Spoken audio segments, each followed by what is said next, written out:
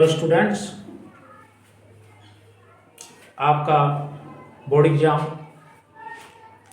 2023 16 फरवरी से शुरू हो रहा है और बोर्ड एग्ज़ाम को ध्यान में रखते हुए हम कुछ महत्वपूर्ण बिंदुओं पर प्रकाश डालने चल रहे हैं। देखिए, आपका साइंस है। साइंस आपका 3 भागों में बटा हुआ है।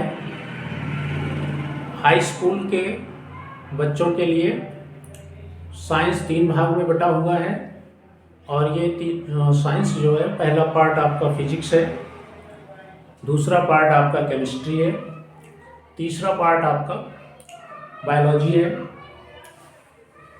तो परीक्षा को ध्यान में रखते हुए हम रसायन विज्ञान के कुछ महत्वपूर्ण तथ्यों, महत्वपूर्ण बिंदुओं, महत्वपूर्ण टॉपिकों पर चर्चा करेंगे जो आपको बोर्ड एग्जाम में अच्छे अंक दिलाने में सहयोग करेंगे और आपका ज्ञान भी इससे बढ़ जाएगा और आने वाली अगली कक्षा के लिए आपकी तैयारी भी अच्छी हो जाएगी। इसलिए मैं प्रयास करने चल रहा हूँ कि आपको रसायन विज्ञान का महत्वपूर्ण लेसन कार्बन तथा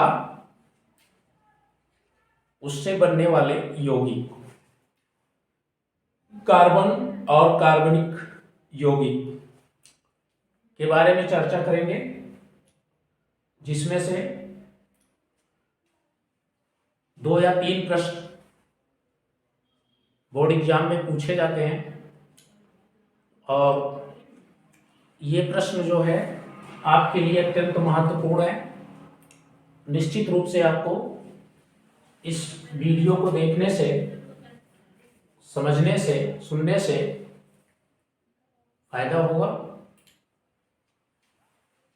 चलिए हम शुरू करते हैं। हमारा लेसन है कार्बन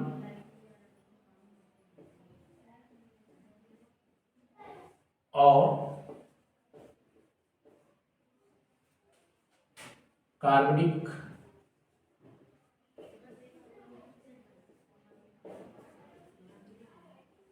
यौगिक।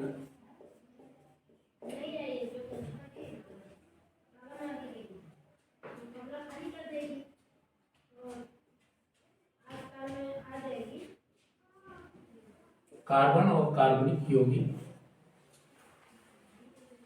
कार्बन एक ऐसा तत्व है जो प्रकृति में अल्प मात्रा में पाया जाता है, लेकिन इसके यौगिकों की संख्या बहुत अधिक है। दसियों लाख के से ऊपर इसके यौगिक ज्ञात हो चुके हैं। तो इस प्रकार कार्बन जो है वह इतने यौगिक क्यों बनाता है? अल्प मात्रा में होने के बावजूद भी।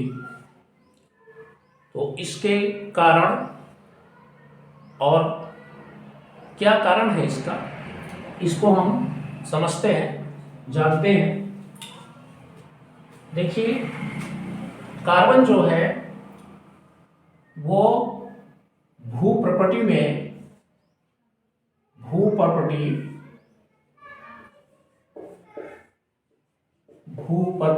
कार्बन जो है वो 0.03%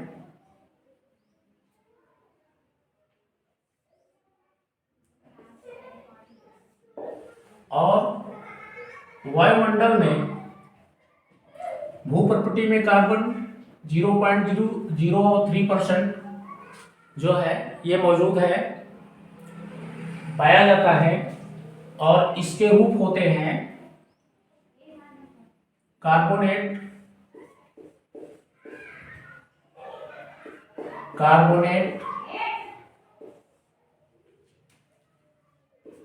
कोयला,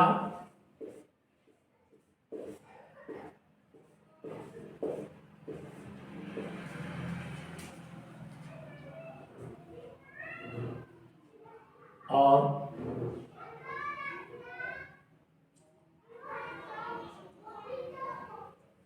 कोयला,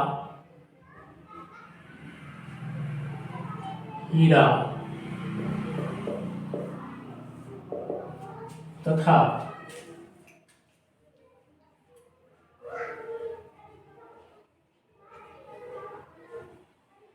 आपके कच्चे तेल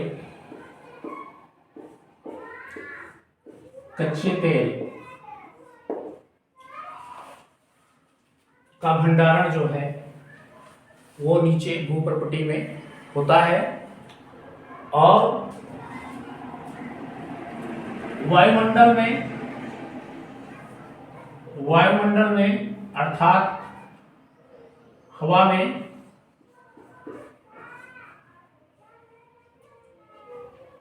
कार्बन डाइऑक्साइड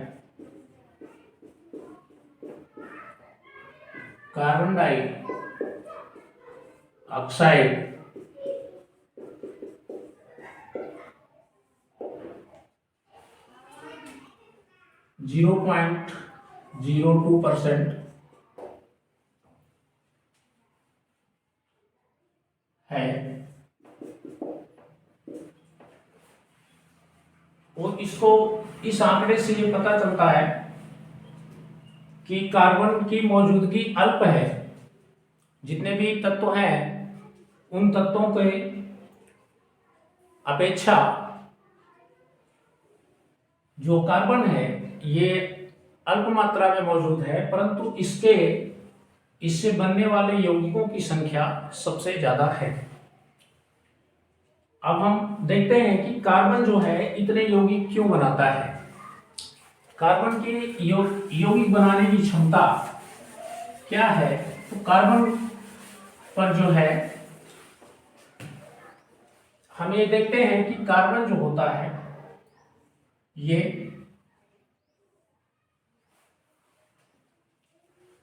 इसके वायतन कोश में इसका इलेक्ट्रॉनिक विन्यास अगर करते हैं तो के एल कोश में पाए जाने वाले इलेक्ट्रॉन 2 और 4, कार्बन का परमाणु क्रमांक 6।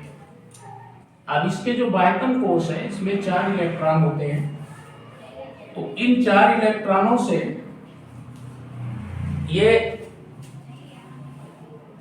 उत्कृष्ट गैस अवस्था प्राप्त करने के लिए यहां पर 4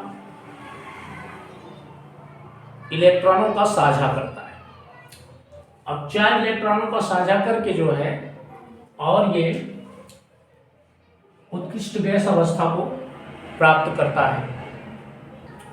तो यहां पर कार्बन जो है ये आपका कोई भी तत्व है उससे जो है ये साझा करके और अपने अष्टक या उत्कृष्ट गैस अवस्था को प्राप्त करता है, और इस प्रकार से इसके यौगिक बनाने की क्षमता बढ़ जाती है। अब यहाँ पर हम देखेंगे कि कार्बन जो है वह किस किस प्रकार से जो है वो साझा करता है। कार्बन ना तो धनायन बनाता है ना तो ऋणायन बनाता है, कार्बन सिर्फ साझा करके ही अपने यौगिकों का निर्माण करता है। अब यहाँ पर इस बात को ध्यान देंगे कि ये ना तो पॉजिटिव होता है ना तो निगेटिव होता है, अर्थात ना तो इलेक्ट्रॉन त्यागता है और ना ही इलेक्ट्रॉन ग्रहण करता है, बल्कि ये जो है साझा करके यौगिकों का निर्माण करता है। साझा का मतलब हुआ सहसंयोग कर लेता है, सहसंयोग करके साझा करके जो है ये यौगिकों का निर्माण करता है। इस चीज को ध्यान रखेंगे कि ये साझा करके ही अपने यौगिकों का निर्माण करता है। अब यहाँ पर इसको आधार मान के इस चीज को कि ये 4 का साझा करके बनाता है, तो यहाँ पर सबसे ज़्यादा मात्रा में जो इसका साझा होता है वो हाइड्रोकार्बन, हाइड्रोजन से ये साझा करता है, हाइड्रोजन से साझा कर लेता है। इसीलिए यहाँ कार्बन और कार्बनिक यौगिक में हम हाइड्रोकार्बन का अध्ययन करेंगे। हाइड्रोकार्बन, हाइड्रोकार्बन ये आपका मुख्य बिंदु है, टॉपिक है हाइड्रोकार्बन, जो आपको समझना है कि ये हाइड्रोजन से किस किस प्रकार से साझा करके कार्बनिक यौगिकों का निर्माण करता है। इसके बहुत से कार्बनिक यौगिक बनते हैं, जैसा कि मैंने बताया कि ये 10 लाख से ऊपर ज्ञात हो चुके हैं। तो अब यहाँ पर हाइड्रोकार्बन सबसे बड़ी चीज ये है कि हम जानते हैं, आपने पढ़ा होगा और कि ये CH4 जिसको मार्स गैस के नाम से जाना जाता है, मार्स गैस के नाम से जानते हैं इसको, ये बनाता है। अब ये CH4 जो है ये यहां पर कार्बन से एक एक इलेक्ट्रॉन का साझा करता है। कार्बन इससे एक एक इलेक्ट्रॉन का साझा करेगा। एक एक इलेक्ट्रॉन, कार्बन के एक एक इलेक्ट्रॉन और हाइड्रोजन के एक एक इलेक्ट्रॉन, हाइड्रोजन के बाह्यतम कोश में एक इलेक्ट्रॉन, ये हाइड्रोजन के बाह्यतम कोश में एक इलेक्ट्रॉन और कार्बन के बाह्यतम कोश में 4 इलेक्ट्रॉन। इसके 4 इलेक्ट्रॉन जो है वह हाइड्रोजन के एक एक इलेक्ट्रॉनों से साझा करके और ये सिंगल बॉन्ड बनाते हैं, एकल आबंध का निर्माण करते हैं। और इस प्रकार से यह एक जो है संतृप्त हाइड्रोकार्बन होता है। ये संतृप्त हाइड्रोकार्बन होता है, संतृप्त हाइड्रोकार्बन कहते हैं इसको, संतृप्त हाइड्रोकार्बन। अब इसके बाद जो है हम आगे देखते हैं, कार्बन की एक इस प्रकार से श्रृंखला बनती है। तो कार्बन को गिनने के लिए जो है एक विधि जो है वो काउंट करने का एक नियम है, विधि है, जिसको अगर एक कार्बन है यहाँ पे C1 तो इसको मेथ कहेंगे, दूसरा कार्बन है C2 इसको एथ कहेंगे, तीसरा कार्बन है, 3 कार्बन है, मेथ एथ प्रो, 4 कार्बन है तो ये ब्यूट, 4 कार्बन है तो ये ब्यूट हो जाएगा। इसी प्रकार 5 carbon pent, 6 carbon hex, 7 carbon hept,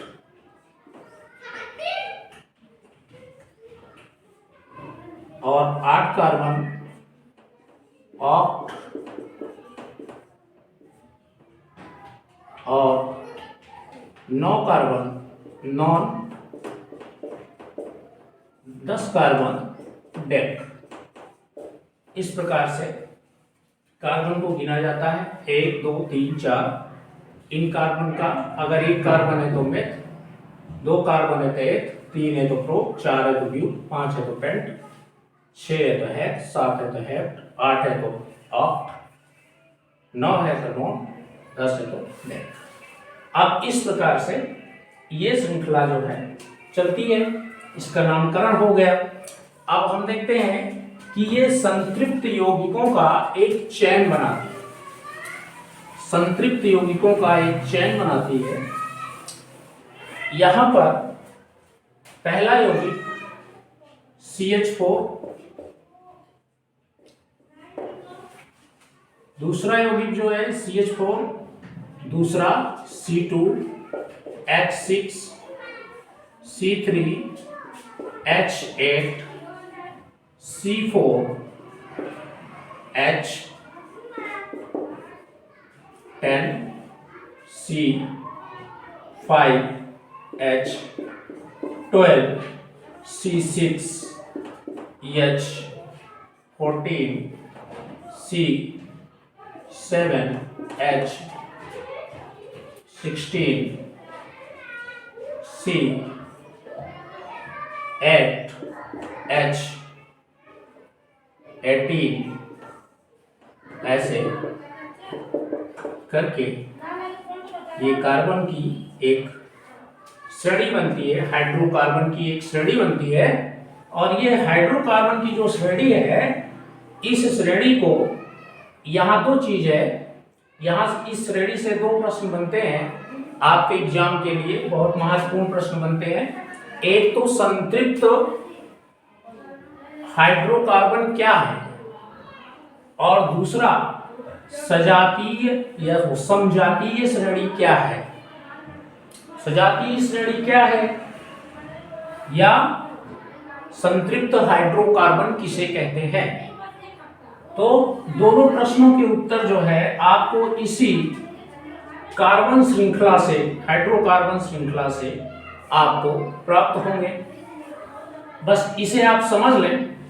समझने के बाद इसी से आपके 2-3 प्रश्नों के आंसर आपको मिल जाएंगे, और बहुत ही आसान है समझना, बहुत ही सरल है। बस ध्यान देंगे, समझ में आ जाएगा आपको। यहाँ पर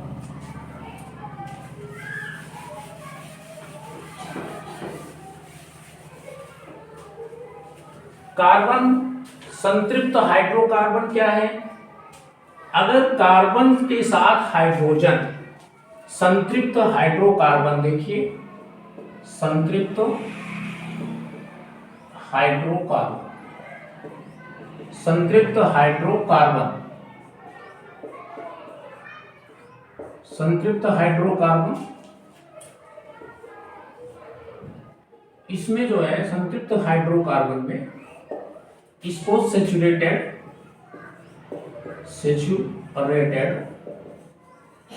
हाइड्रोकार्बन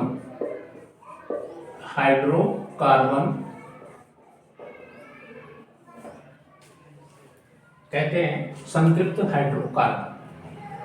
इसकी संतृप्त हाइड्रोकार्बन को आप कैसे समझेंगे, इसको कैसे डिफाइन करेंगे, इसको कैसे जानेंगे। तो संतृप्त हाइड्रोकार्बन वह कार्बन होते हैं, संतृप्त हाइड्रोकार्बन, संतृप्त हाइड्रोकार्बन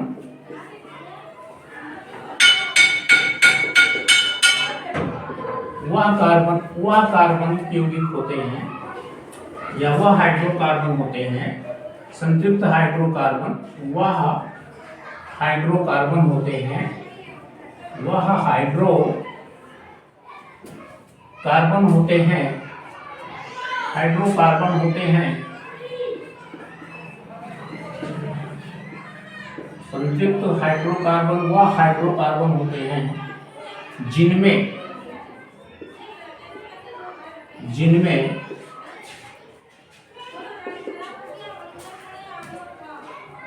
कार्बन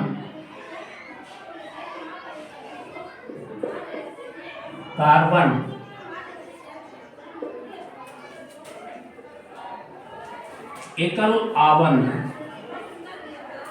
कार्बन एकल आबंध बनाता है, एकल आबंध बनाता है। उदाहरण इसके देखेंगे, समझेंगे इसको। जैसे आपका ये जितने भी कार्बनिक हाइड्रोकार्बन की जितनी भी श्रृंखला है, इसके जो भी यौगिक हैं ये सब संतृप्त हैं, और ये संतृप्त वाले जितने भी कार्बनिक यौगिक हैं, हाइड्रोकार्बन्स हैं, इनको जो है एल्केन के नाम से जाना जाता है। एल्केन के नाम से इनको जानते हैं। एल्केन श्रेणी भी इसको कहते हैं, एल्केन श्रेणी। एल्केन, अब एल्केन जो है यह इसमें संतृप्त अवस्था में हम CH4 का स्ट्रक्चर देखते हैं। CH4 ये C सिंगल बॉन्ड H। या हम C2H6 का देखते हैं, तो C2H6 का देखते हैं तो यहाँ पे ये C सिंगल बॉन्ड C, इसके साथ में H सिंगल बॉन्ड H, ये C2H6। अब यहाँ पर सिंगल बॉन्ड से प्रत्येक हाइड्रोजन सिंगल बॉन्ड के द्वारा कार्बन से जुड़ा हुआ है और इस प्रकार से हम देखते हैं कि ये एकल आबंध बना रहा है, इसलिए यह संतृप्त कहलाता है, संतृप्त हाइड्रोकार्बन कहते हैं। हेलो स्टूडेंट्स, आशा करते हैं कि आपको यह हाइड्रोकार्बन की सजातीय श्रेणी या संतृप्त हाइड्रोकार्बन श्रृंखला आपको समझ में आई होगी। इसके आगे हम नेक्स्ट वीडियो में आपको कार्बन से संबंधित अन्य यौगिकों की चर्चा करेंगे। असंतृप्त हाइड्रोकार्बन तथा IUPAC नाम की हम चर्चा करेंगे, आपको बताएंगे। तब तक के लिए धन्यवाद और आप लोगों को हमारी तरफ से परीक्षा की हार्दिक शुभकामनाएं।